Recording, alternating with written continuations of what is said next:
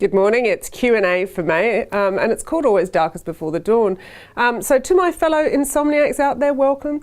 I had a really lovely message from Sean last week saying that he was having a crap night of it. His business, which is doing really well by the way, is facing a load of challenges, and whilst he's normally a deep sleeper, he found himself awake at 2 a.m. thinking, what the fuck is this all about?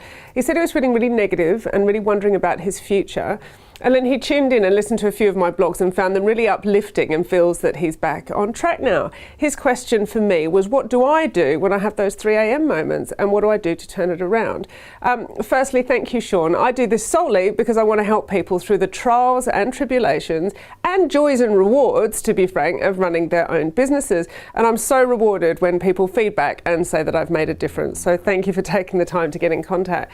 But secondly, I have to say I am feeling it with you, buddy. And I reassure you that 3 a.m. in the morning, there is many an entrepreneur out there that I know that feels the same way. You all know I'm a bit of a hippie, so I'll chuck in a saying from Buddha here: it's always darkest before the dawn.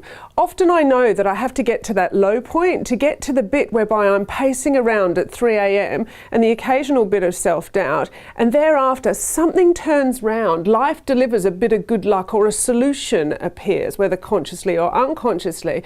And this is the key bit, because I now realise that when I hit that dark patch, that's normally through where that breakthrough happens. So instead of getting my knickers in a twist about it, I now welcome these periods as being those concentrated periods of self-reflection before the next great leap forward happens. So my advice, my friends, is to use those moments really well. Get out a big piece of paper, your journal, your notebook, and write down all that you are concerned about.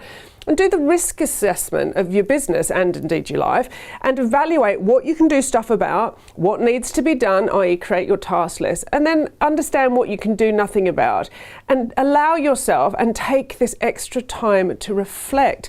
It's a veritable gift from your subconscious, spare time to think.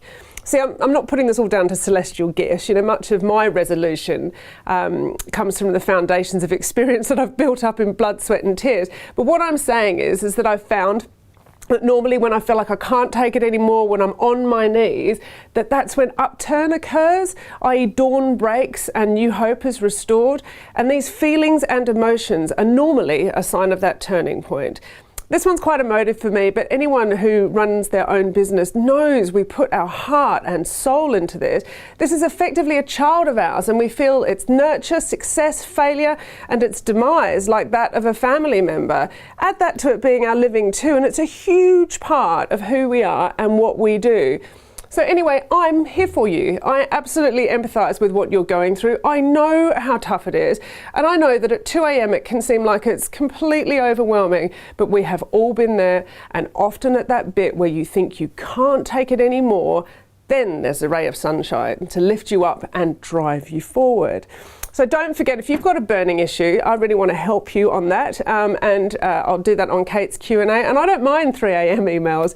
And a big reminder, if you think you can't take it anymore, that you're at your wit's end and you don't know how to continue, it is very likely you are just about to break through. So do not give up. Feed yourself with positivity that you need to sustain you, and shout if you need input and advice. I'm always happy to help. Take care.